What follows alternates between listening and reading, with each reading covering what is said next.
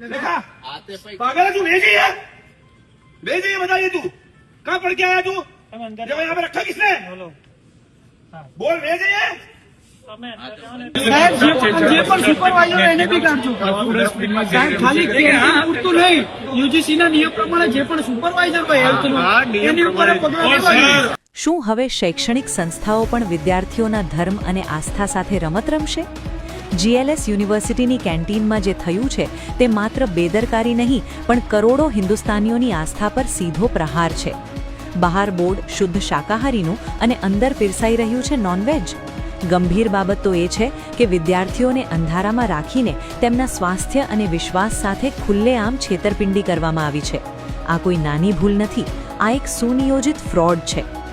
NSUI અને વિદ્યાર્થીઓ જે આંદોલન કરી રહ્યા છે તે બિલકુલ યોગ્ય છે। જો વિદ્યાના ધામમાં જ આવું અશુદ્ધ કામ થતું હોય તો જવાબદારો સામે માત્ર દંડ નહીં પણ કડક કાયદાકીય કાર્યવાહી થવી જ જોઈએ।